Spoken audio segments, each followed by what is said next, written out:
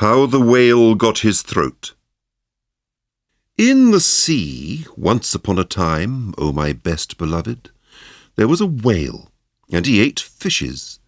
He ate the starfish and the garfish, and the crab and the dab, and the plaice and the dace, and the skate and his mate, and the mackerel and the pickerel, and the really truly twirly-whirly eel. All the fishes he could find in all the sea he ate with his mouth, so, till at last there was only one small fish left in all the sea, and he was a small 'stute fish, and he swam a little behind the whale's right ear, so as to be out of harm's way. Then the whale stood up on his tail and said, "I'm hungry." And the small 'stute fish said in a small 'stute voice, "Noble and generous cetacean, have you ever tasted man?" "No," said the whale. "What is it like?" "Nice," said the small 'stute fish. "Nice, but nubbly." "Then fetch me some," said the whale, and he made the sea froth up with his tail. "One at a time is enough," said the 'stute fish. "If you swim to latitude 50 north, longitude 40 west, that is magic, you will find, sitting on a raft in the middle of the sea, with nothing on but a pair of blue canvas breeches, a pair of suspenders — you must not forget the suspenders, best beloved — and a jackknife, one shipwrecked mariner who, it is only fair to tell you, is a man of infinite resource and sagacity." So the whale swam and swam to latitude 50 north, longitude 40 west, as fast as he could swim. And on a raft, in the middle of the sea, with nothing to wear except a pair of blue canvas breeches, a pair of suspenders — you must particularly remember the suspenders, best beloved — and a jackknife, he found one single solitary shipwrecked mariner trailing his toes in the water. He had his mummy's leave to paddle, or else he would never have done it, because he was a man of infinite resource and sagacity. Then the whale opened his mouth back and back and back till it nearly touched his tail, and he swallowed the shipwrecked mariner, and the raft he was sitting on, and his blue canvas breeches, and the suspenders, which you must not forget, and the jackknife. He swallowed them all down into his warm, dark inside cupboards, and then he smacked his lips, so, and turned round 3 times on his tail.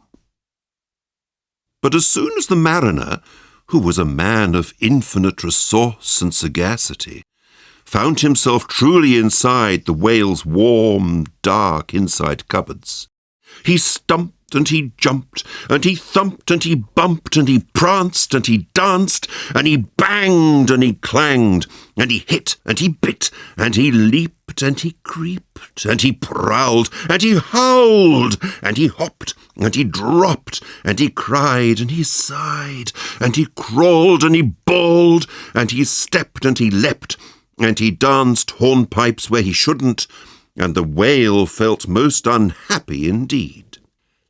Have you forgotten the suspenders?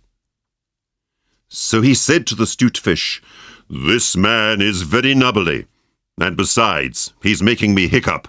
What shall I do?" "Tell him to come out," said the 'stute fish. So the whale called down his own throat to the shipwrecked mariner, "Come out and behave yourself. I've got the hiccups." "Nay, nay," said the mariner, "not so, but far otherwise. Take me to my natal shore and the white cliffs of Albion, and I'll think about it." And he began to dance more than ever.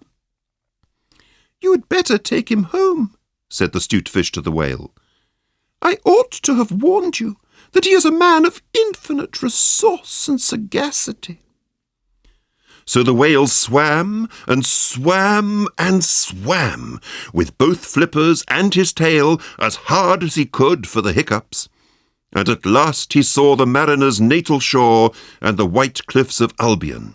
And he rushed halfway up the beach and opened his mouth wide and wide and wide and said, "Change here for Winchester, Ashuelot, Nashua, Keene, and stations on the Fitchburg Road." And just as he said Fitch, the mariner walked out of his mouth.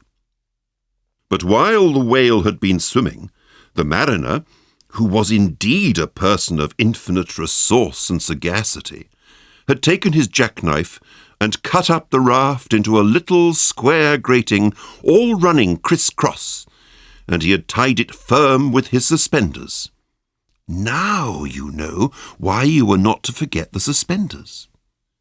And he dragged that grating good and tight into the whale's throat, and there it stuck.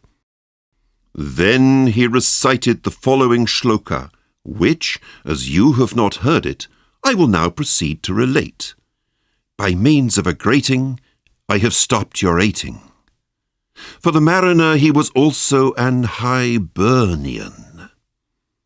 And he stepped out on the shingle and went home to his mother, who had given him leave to trail his toes in the water, and he married and lived happily ever afterward. So did the whale. But from that day on, the grating in his throat, which he could neither cough up nor swallow down, prevented him eating anything except very, very small fish. And that is the reason why whales nowadays never eat men or boys or little girls. The small stutefish went and hid himself in the mud under the door-sills of the equator. He was afraid that the whale might be angry with him. The sailor took the jackknife home. He was wearing the blue canvas breeches when he walked out on the shingle. The suspenders were left behind, you see, to tie the grating with. And that is the end of that tale.